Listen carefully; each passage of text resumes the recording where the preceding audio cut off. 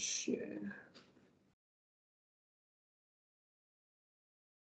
Thank you, Fatima, for starting the recording.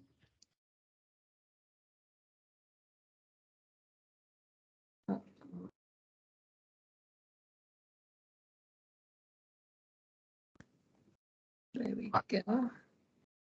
You will let me know when it starts Yes. sharing. Still loading. Yes. Okay. Okay. Well, while we wait for it load, welcome everybody to another one of the DRM webinars. There we go. You think I'm presenting? As I start talking, Prof, your slides are showing, so thanks for that. Welcome everyone. As you may have be seeing on top there, we are recording the session. Please don't try to stop recording because we would like people who are unable to attend today to be able to benefit from the presentation by Prof Maphula, and we will be making this presentation available on our YouTube channel after today. Yes, so just like you've also may have seen, if you joined us a bit earlier, please keep off your camera, partially for bandwidth, but also so that we can all see Prof Maphula's slides better rather than your very eager listening faces. Yes, and if you should be worried about your privacy, which I don't think you would be if your cameras are off, but if you are worried about that, please let us know in the chat box, and please don't try stopping the recording. Please put all of your comments and questions in the chat box rather than unmuting yourself. It can be quite distracting if you then forget to unmute yourself, or if you unmute yourself and ask a question mid presentation, our presenter might get a little bit flustered. Prof Maphula will let us know, and she will stop if she's ready to ask for questions. Otherwise, we'll address all questions right at the end.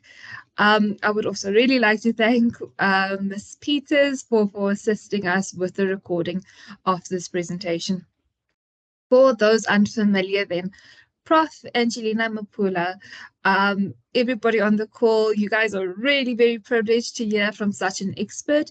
She is an associate professor and a qualified clinical psychologist with over 15 years of experience.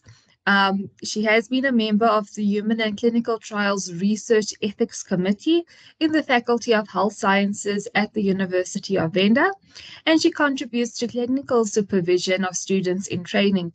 Her research interests include child development, HIV and AIDS, and mental health, and is also involved in various projects as a co-investigator, as a supervisor, and as a lead investigator. She's also engaged in the MalEd project, was a supervisor of the VEMBE project, where the focus was on child development and neuropsychological assessments, and is also part of the GLAD Africa Epilepsy Research Project, as well as the study multi-country projects and many other projects. So we're really thankful to have you with us today, Prof Maphula.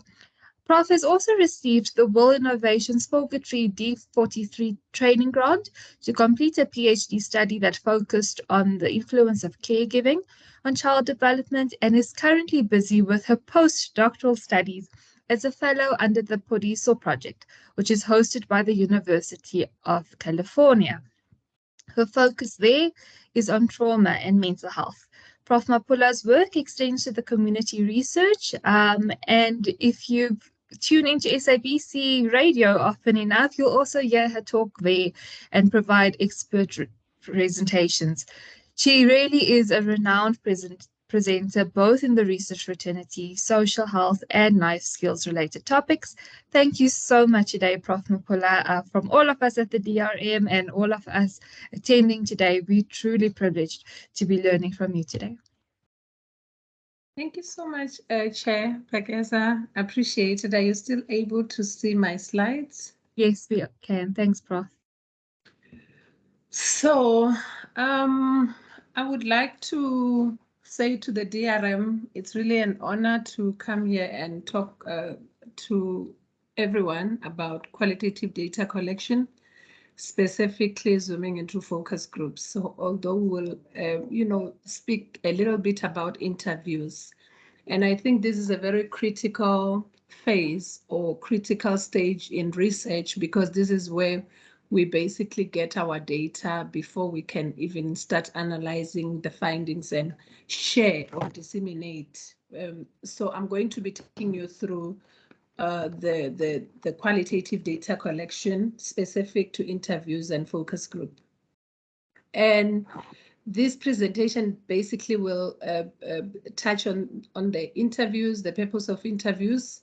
It will also, also touch on approaching how one approaches interviews and the tips and techniques and some of the common pitfalls in interviewing, because remember that it's so important to note that we cannot be able to collect data qualitatively without doing this, although there are other models, but interviewing is really critical. And we will therefore embark on taking a closer look at focus groups, its compositions, its phases, and the types of questions, which is very important. And we'll finish off with advantages and disadvantages of focus group. And that's where we will close our talk. I would like to just highlight, just before I start with my presentation, please indicate on the chats where you are from. If you are in an institution, or if you are a postdoctoral, if you are lecturing, if you are in the whatever fraternity you're coming from. And as Pakeza has said, please do share the questions via the chat box. Now, looking at research, I love this slide because it says research has to do with, when you read, you are going again and again, and searching has to do with finding. And then the process of research involves step by step, phase by phase. So there is a particular protocol that one has to always follow. So it's not waking up today and reinventing something. So we have definite steps that we need to follow if we want to really do a scientific or conduct a scientific research. Now, looking at research again, I always say that the type of research that one wants to carry out is determined by the problems, by the gaps, concerns, or interest in particular phenomena. And different people are interested in different areas. Hence, we find people engaging in research from, various areas. And the beauty of research lies in what is it that one is interested in, and what are the gaps in that particular area? What are the concerns, the problems? What is it that one can research about? And those definitely would inform a person then to go ahead and do or conduct a study.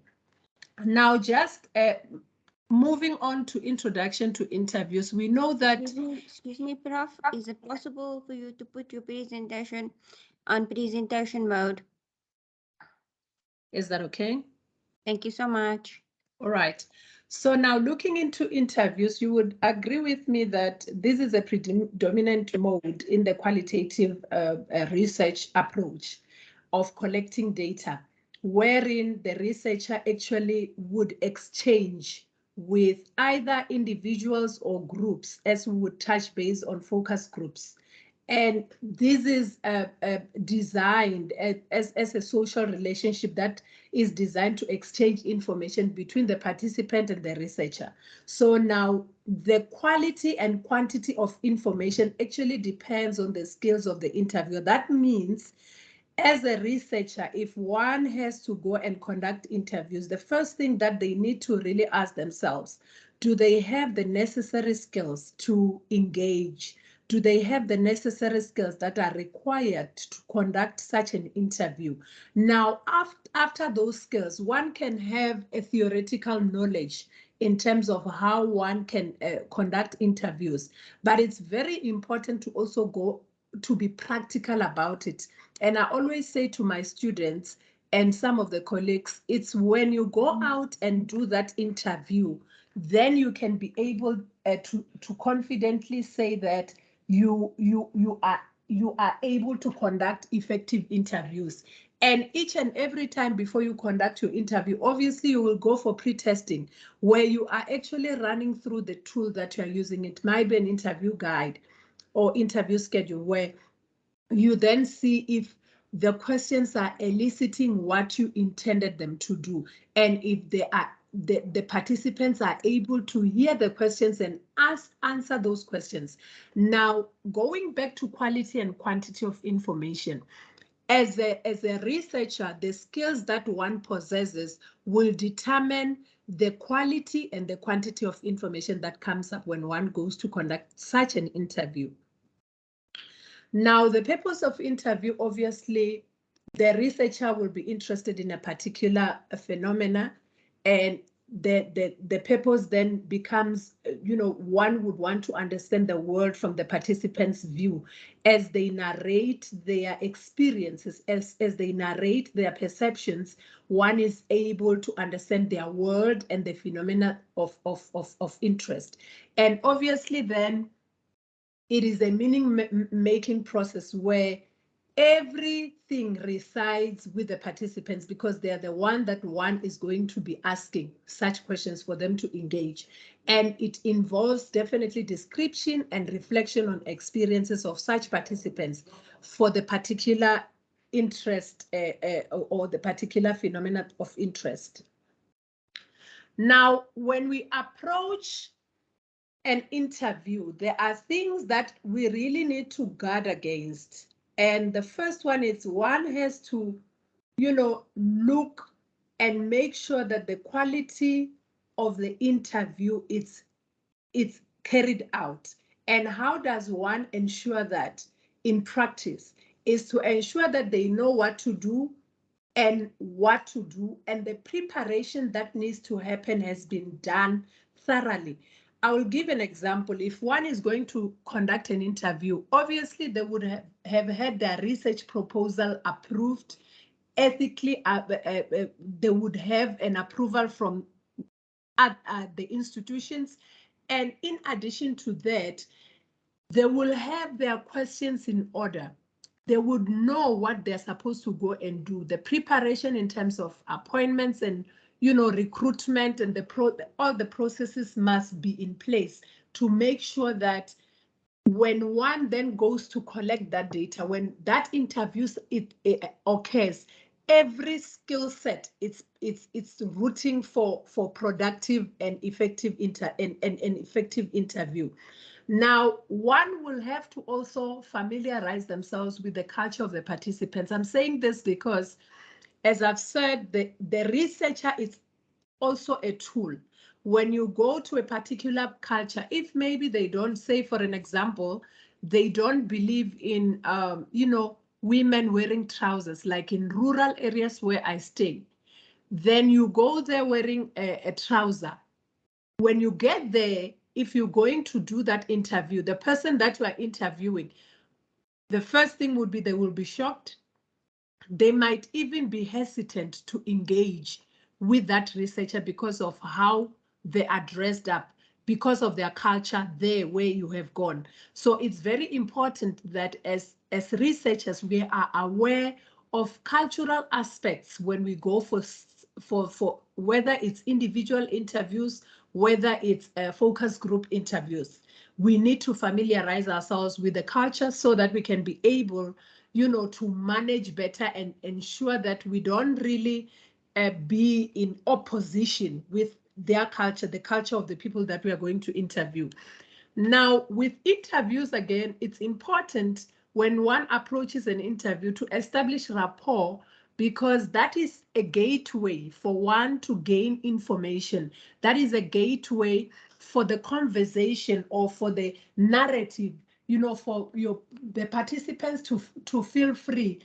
That rapport must be established, and one cannot just get there and be, it's like so formal that even the participants are scared, or maybe they're anxious, and one overlooks to make them feel at ease, because that will then interfere with the process in terms of, how that interview is going to then proceed.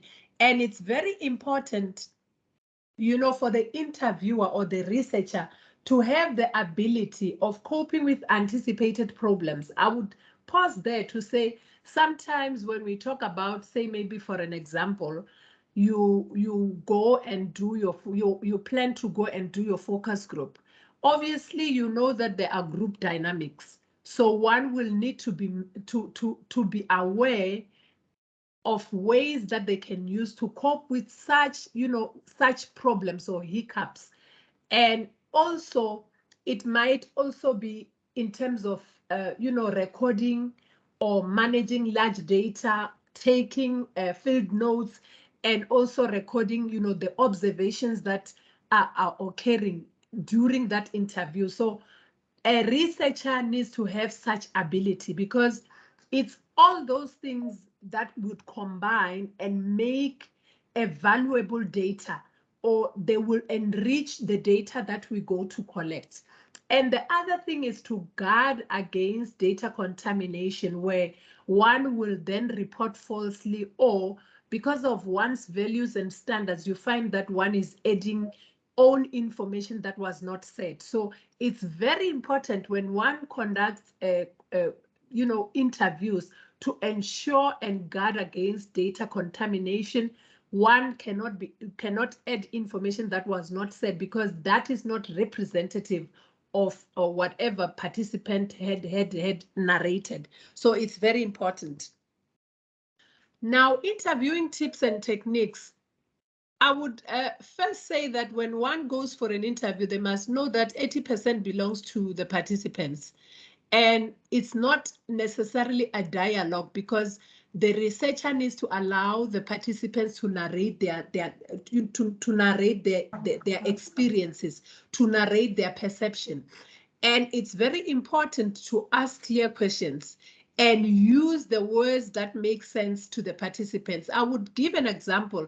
In different or various ethnic groups, there are, different dialects that are there in the same language. And it's important for the researcher to be aware of such, because sometimes one might use a dialect that is not familiar with the other group, even though it's within the same ethnic group, same language. And it's important, as I'm saying, the interviewer or the researcher needs to really be well aware of the dialects that exist within that group of people that they are interviewing.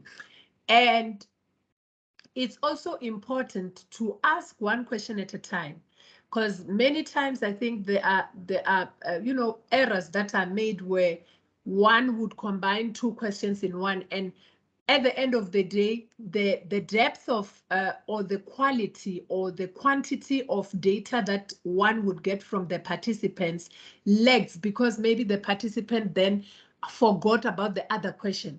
So it's very important to keep one question at a time and encourage open-ended questioning when one is conducting interviews. Now, when one gets to an interview, obviously, we always look at the final question from general to specific. The reason for that is, with the general questions, they allow our participants to fully engage without really demarcation of feeling like there are boundaries. And when we get to then more specific questions, this is where one will be needing specific information after everything has been discussed generally. So it is advised that with interviews, it's always advisable to start general, and then specifics will come in to add information that is needed, or even as follow-up from the general questions.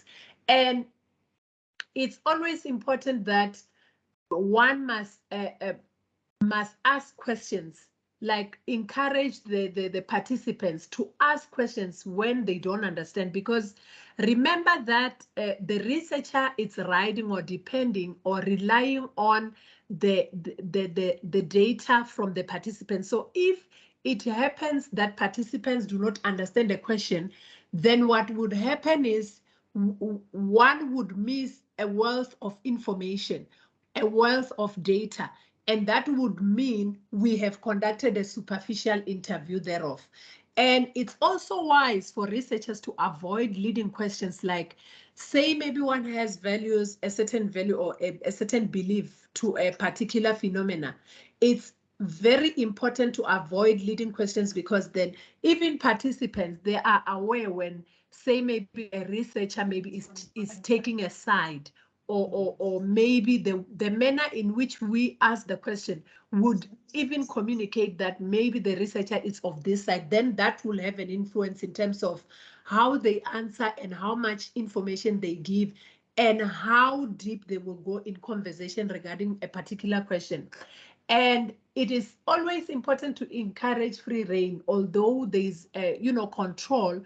You would want the participants to freely express themselves, fully engage in the process as they narrate their experiences or perceptions. And it is also advisable to researchers to allow period of silence and try not to rush, the process. Sometimes I know that there are people who are just not comfortable. They're not comfortable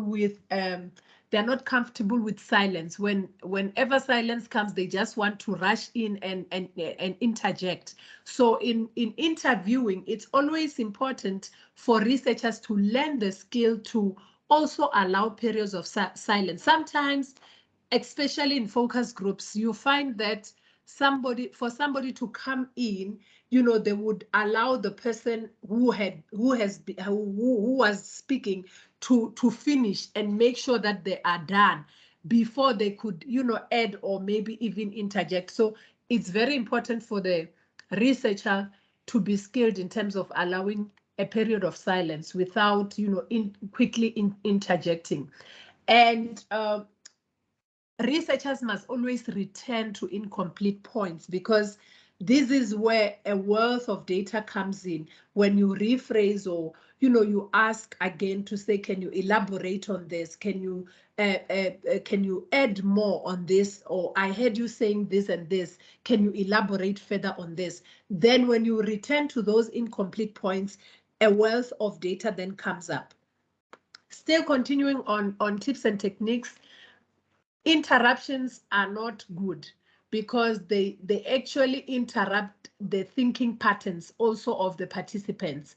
Probes are very important, making follow-up questions, explore. If, say, maybe you find that a participants laugh or maybe they silence, explore such so that they could be understanding. And remember that in conjunction with this, one is also taking field notes, the nonverbal communication that comes up in as much as one is interviewing the participant. And also it's important to monitor the effect of the interview on the participant. So that can be done when the researcher is clearly observing, thoroughly and intentionally observing. And there must be an avoidance of, of the records. So I'm asking this of the records, because once you engage in an interview that is research, you want to make sure that everything is on record. And towards the end, it's always advisable to end the interview at a reasonable time.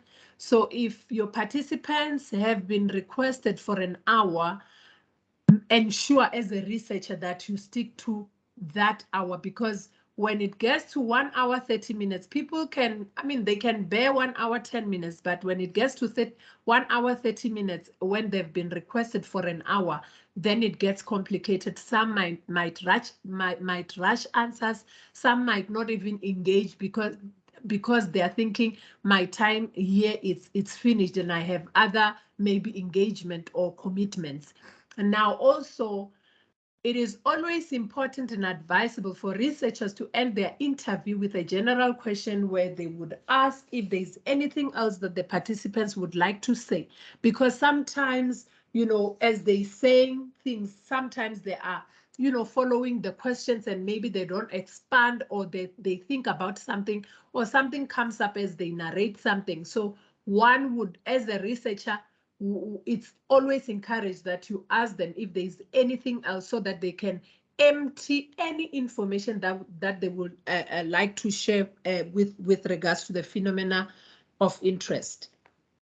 Now, communication techniques, minimal verbal responses from the researcher's side, ensure that you show them that you are there nodding, I see, just those brief minimal verbal responses are very important. Paraphrasing, where you would restate whatever the participant has said, but in a different way. Clarification, where you can even ask, can you tell me more about this? Reflection, where you reflect back so that the participants have an opportunity to expand, on whatever that they have said. And also encouragement, it's also highlighted, where you tell your participants, that's fascinating, tell me more. It opens up, the engagements, so the participants realize the researcher is interested and they are attuned to the conversation, and also there are times where researchers would need to just make a comment, inject something to stimulate the participant thoughts. Sometimes it's just a comment. From that comment, then the participants will add more information, because remember, the goal here is to make sure that when we finish the interview, there is worth of data that we can be able to go and analyze. And the last is reflective summaries, where the researchers then would summarize the ideas, listening, and you reflect, you show the participants that you were listening, you heard what they say. It's either through a summary, or either through a probing, or either through, can you clarify this? So they know when you do that, you are actually communicating to them that you are with them in the interview and you are listening. Now let's then go to common pitfalls in interviewing. We have interruptions, as I've said, because they interrupt the thinking process of the participants. Competing distractions. This usually happens when, a person would say maybe plan a lot of interviews in one day. So whilst doing one interview, they're also thinking about, who's coming, all these other processes that would interfere with them being attuned in the interview. Now, we also have the stage fright, where participants sometimes, when they are meeting the researcher, you might find that they are a bit afraid or they're anxious. And also, when they see that you're going to be recording, sometimes there are times where the participants will say, is it really necessary to record? So you see that many a times participants don't start feeling free as such, but the researcher must then be there to set a stage. This is where we go back to say, make sure that you establish good rapport before really beginning with the interview. And the other is, awkward questions, where, if it can be done, such must be avoided. And then the other thing is, the researchers must avoid jumping from one to the next question without a clear logic. So, because that also disorganizes the participants. If one is focusing, say, maybe on a particular aspect, it's very important, if follow-ups is to be made, the researcher must be skilled such that they will make follow-up right there and there, without, getting into another, aspect and then going back to the same aspect that they were supposed to have made follow-ups on.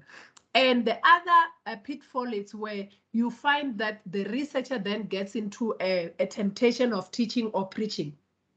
Then that takes away the beauty of interviews in research. It takes away the beauty of wealth of data that would be coming from the participants, because that would mean now 80% comes from the researcher instead, and vice versa, instead of the participants. And further on, also counseling. Say maybe one is doing a topic that is really sensitive. It's very important to not fall into a trap of then starting to cancel the person. Say maybe one is doing a research on, IPV, where women have been abused in intimate partner relationships. So counseling might be a fall, especially because we are from the psychology field. So that would really lead to a premature closure of such an interview. And that would also mean that there was superficial interview, the interview was superficial, and the quantity and quality of data would not be sufficient. And also revealing own responses where the researcher then gets involved. And I've spoken about superficial interview where you find that the researcher wants to move quickly, or it's rushing the answers. Once it's like a dialogue sort of that interview, instead of allowing the participants to narrate their views, their opinion, their experience freely without feeling like they are rushed. And now another important aspect is confidential information where they share such. It's very important to assure such within the limits of what can be protected and what needs to be reported. And the use of translators. Sometimes one would do an interview and you find that maybe they are not well conversant with the language. Some would really want to use translators, and many of the research books, they do discourage to say if it really comes to a push for a translator, it can be done. But we must know that a third party also, if it's an one-on-one interview, a third person then introduce a group dynamic, because more than two is a group. So basically that also has to be looked into closely. Now, interview content versus process. Now, it's important for the researchers to make sure that they pay attention to what the participants are telling them, because remember, follow-ups, rephrasing, clarity would come from such. When they are actively listening, then the to what the participants are telling them, it's really easy to then go through the process. So the process involves then reading between the lines of what the participants are saying, and also looking at the nonverbal behavior, noticing how the participants behave, when they say certain things, because those are footnotes that needs to be documented, which would be later used when one analyzes. And the process, confirm or contradict the given information. So the researcher needs to also make sure that they confirm, and the process directed by the participants' responses. So their content is the one that takes the lead, because they are the one who are narrating their experience, who are narrating their opinions, their views, their perceptions. And that is very important, so that the researcher can be able to read between the lines. So content versus process, both goes together. So in as much as the researcher pays attention to what they are saying, they must also pay attention to what they are doing as they say whatever they are saying. How are they behaving when they say certain things? And that would actually make a whole when they get to analysis stage. Now we know one-on-one interview can take a unstructured, where in-depth it's the main driver.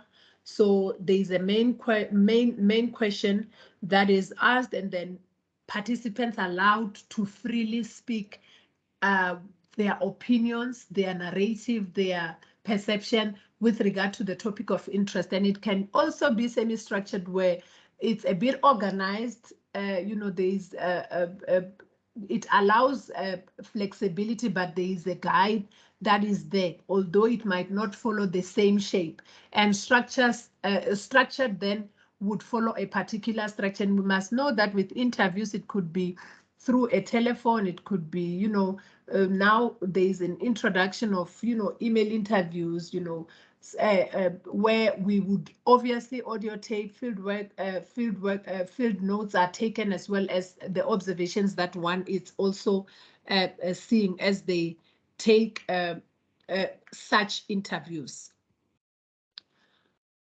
Now I'm going to quickly, taking cognizance of time, quickly just take you through focus groups. Now with focus groups, this is, it describes as a group in-depth interviews. So The group is chosen due to predetermined maybe demographic traits. It can be that there's a question, a research question, and then those people or specific people will be able to answer such a topic of interest.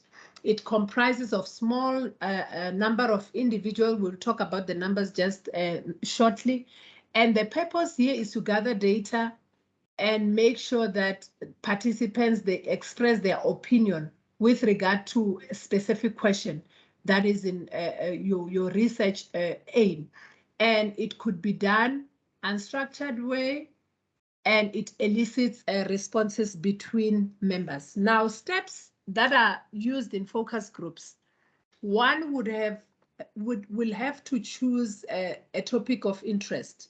So you choose your topic of interest, you define your research scope and objective, you define your focus group questions, and you select a moderator or co-moderator. I'll talk more in terms of their roles, specific roles. And that's when then you go and recruit participants, then set up and host the focus group and analyze, then report the findings. So these steps would require one to first have a research question. So after which, when the demarcation has been made in terms of the scope and also the objective, then one can then say, what will be my questions?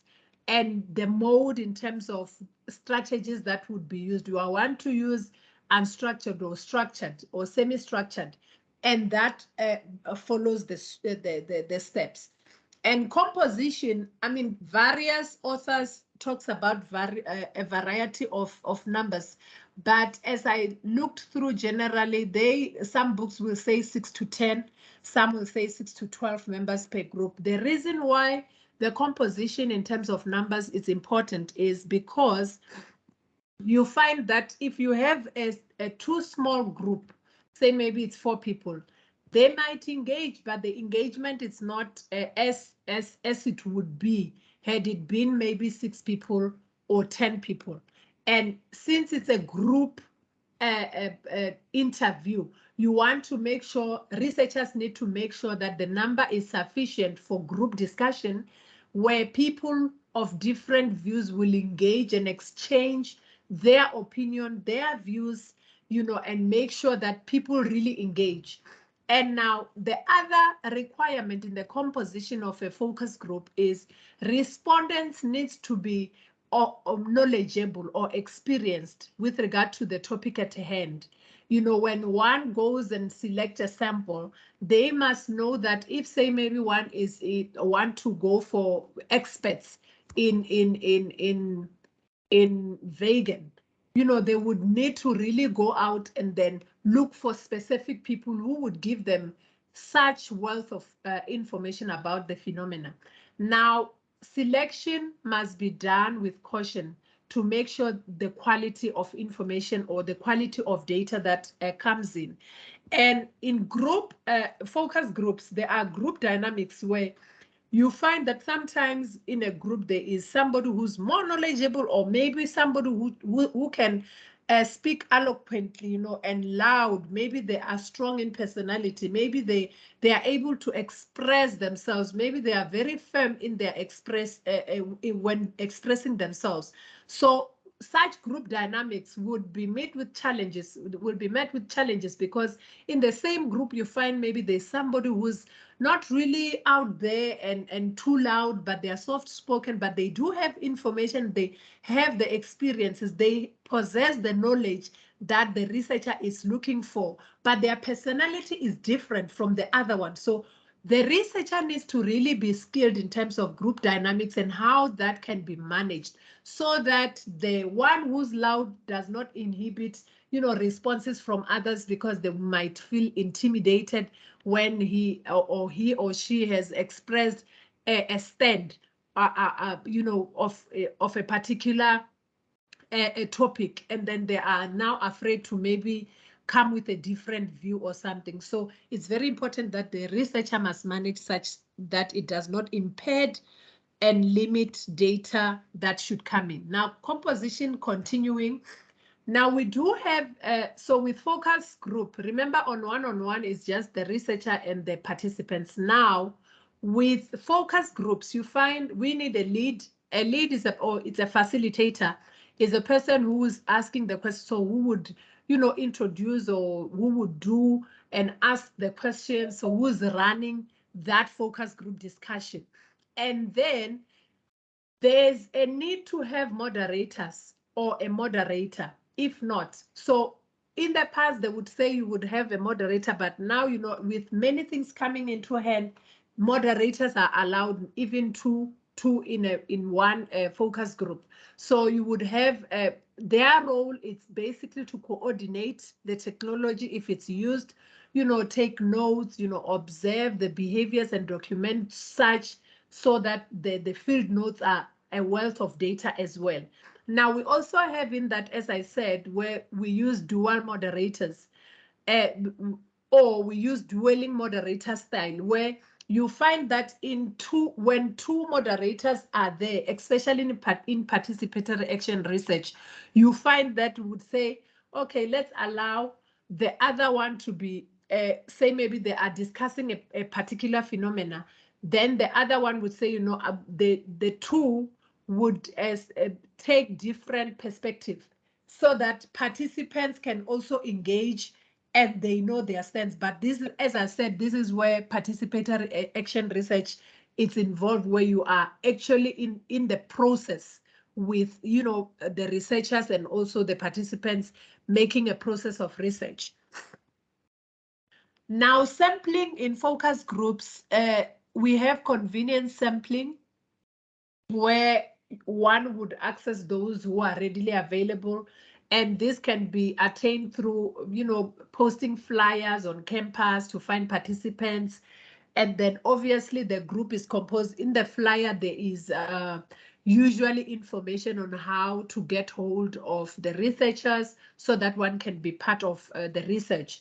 Judgment or purposive sampling, where, you're looking at particular characteristics or, particular, you have a particular interest in a particular group of people. So purposive will then apply, or snowballing, where you find that it's difficult to find participants, but one could refer the other. And that's those are the sampling techniques that could be used. Now, phases in focus groups would speak to the research will introduce the topic to the group. Obviously, they are aware, but still we go back and reintroduce the topic to the whole group as they sit. And there's a phase where one has to set the group rules.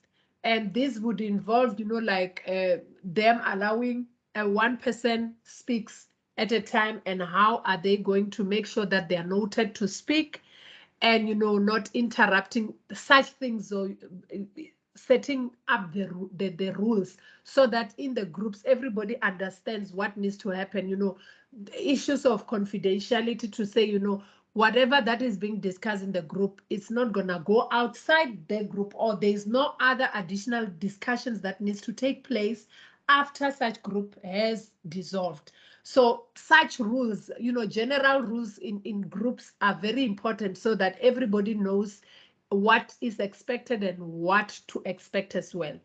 And now when the researcher or the facilitator or the lead person starts, they need to provide an opportunity for each participant to provide an opening statement regarding the experience on the topic. So everybody has to speak. And as I've said, in terms of, when one is now in the middle of the focus group, sometimes you find somebody's not, somebody can ask and say, what if I find somebody's not even speaking? Then that is where you would ask a specific question that is not intimidating, for that person to also engage and also, provide their opinion or views regarding that specific question. Now, the facilitator or the researcher then guides an open group discussion, and mostly one can ask, how do we then do it? Sometimes after the opening statements, when everybody has said their experience with regards to the topic of interest, then the facilitator can say, I heard people mention, XYZ. How does it fit in with XYZ? To just then get everybody now to start engaging in the topic broadly. And as I've said, it's very important to make sure that one starts general, because that will allow the participants to really share without limits, a wealth of information. And the session obviously will end with each person giving their final statements. Now, questions on focus group when one is doing an unstructured interview schedule, using an unstructured.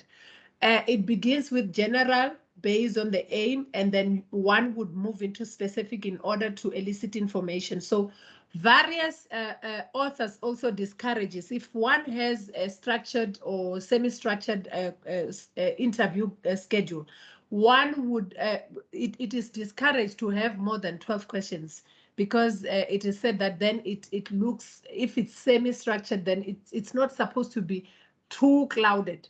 And now going quickly to the types of questions in focus group, I'm running also aware of time. Main question, this defines the purpose of the study. Leading questions, they're asked to look at the underlying or hidden attitudes or perceptions, views, or opinion.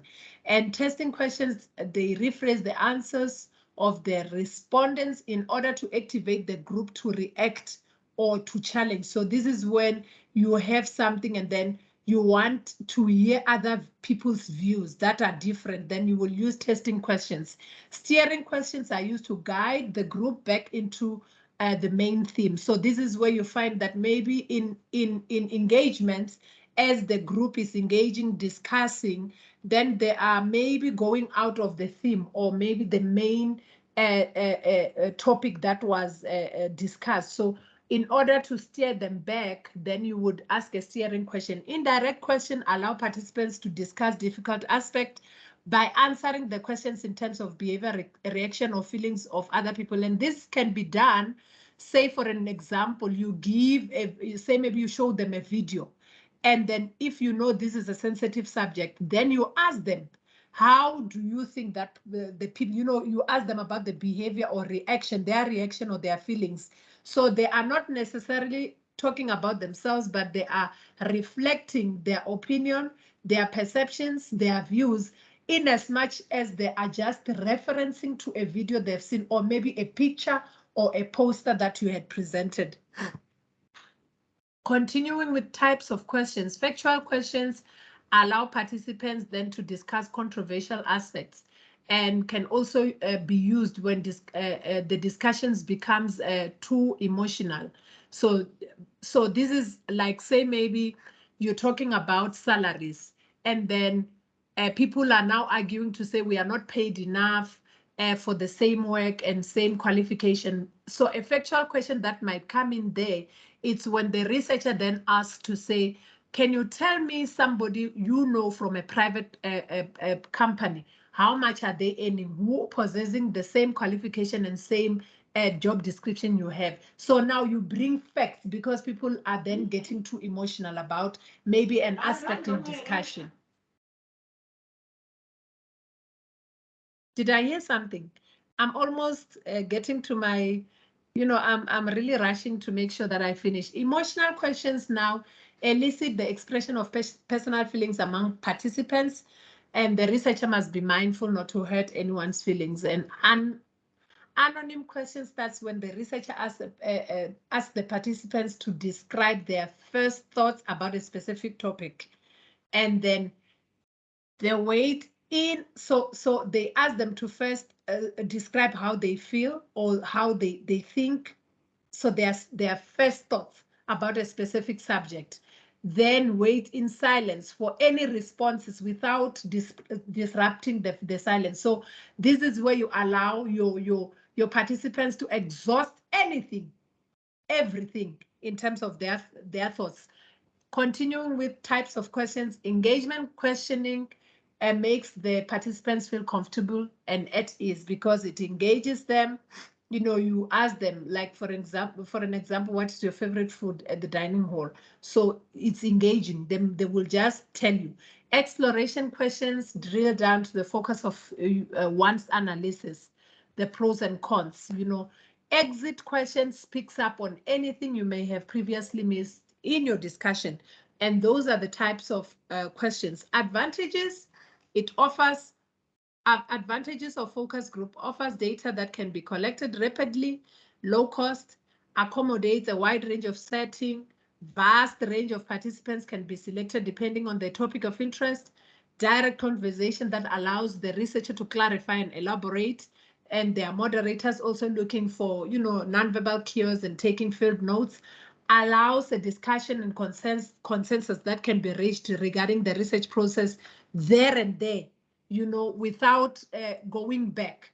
One can clarify that interview can be conducted with those who are also illiterate, who cannot read questionnaires. Now, COVID-19 has also emphasized and reintroduced or re-emphasized teleconferencing, where one can also conduct focus group through teleconferencing. Disadvantages: compared to individual in-depth interviews, it inhibits the responses of participants, and some may really struggle to express themselves freely because they are intimidated.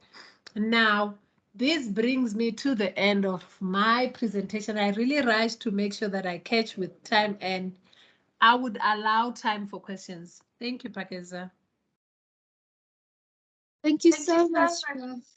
Oops, okay. I think if there are any questions, if you could either put them in the chat, none were coming through, but if you could raise your hand and then we call upon you to ask a question. Otherwise, too many people will unmute at once and that doesn't work.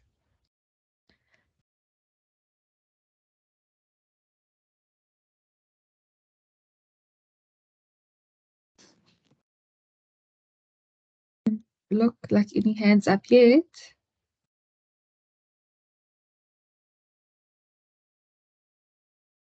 Just means you were so efficient, Prof Maphula, that all our questions were answered.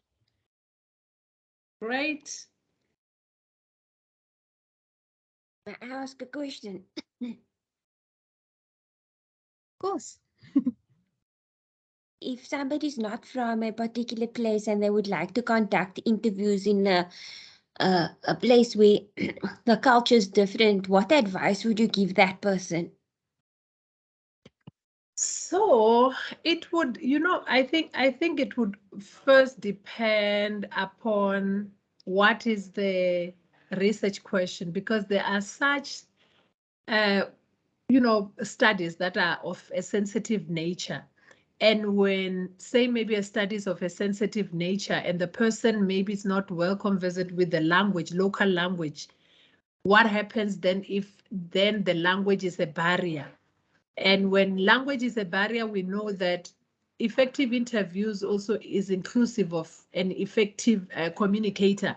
Now, when language becomes a barrier, then that limits the wealth of knowledge and information that would be shared between the two, because the researcher will not be able to really effectively express themselves, or the participants also might misunderstand some of the things. So the first thing would be, is the person aware of, or is the person able to speak the language? The second thing then is the person also aware of the culture, because in terms of cultural beliefs and norms and standards, there are certain things that cannot be done when a person is meeting a particular person of a particular culture. So I always advise that one needs to really be aware of the culture, the cultural practices, because it's within those that our research can then be quality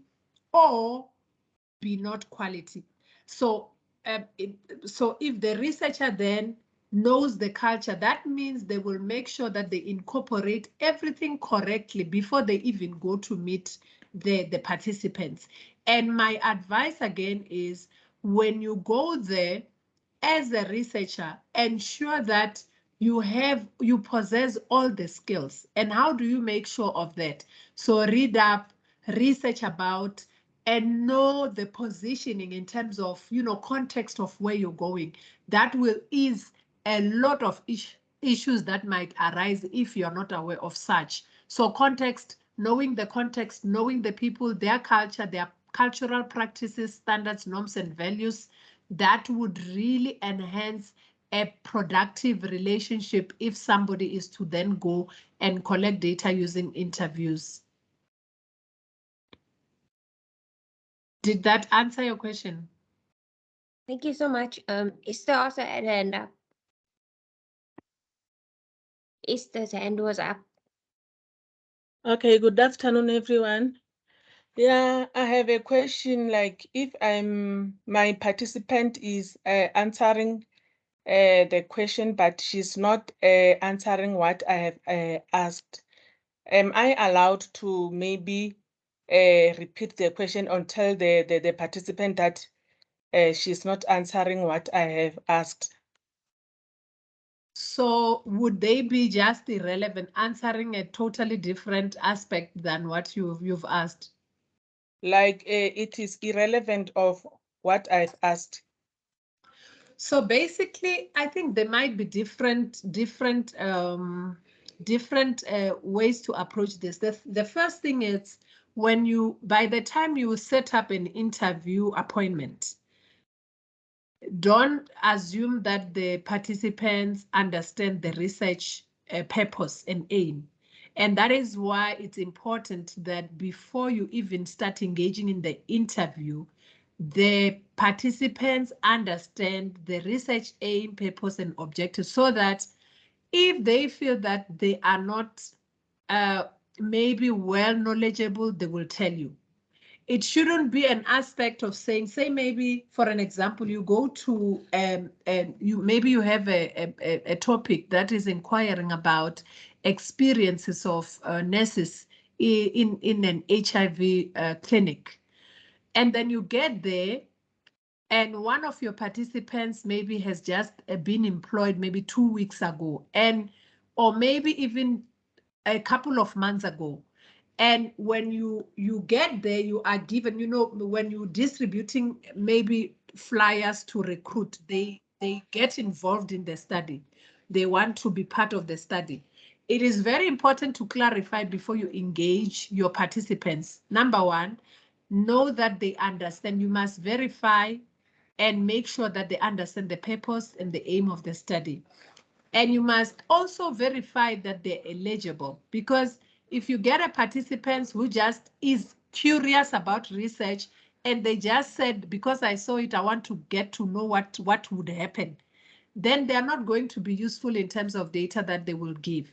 And the third thing is, it's always important to check with the participants if they're okay that day, because sometimes you might find that the person is under the influence of substances. When they are under the influence of substances, some words are twisted there, depending on the levels of that substance. So you want to make sure, and it would always be advisable to say, to reflect, to say, I had asked you about these and this and this. I see you have highlighted this and this and this. Is there anything that you would want to highlight with regard to this question that I've asked? So it's not necessarily saying you are irrelevant, but it is saying you are irrelevant, but in a polite manner, or you are sort of like steering them back to what you've asked them.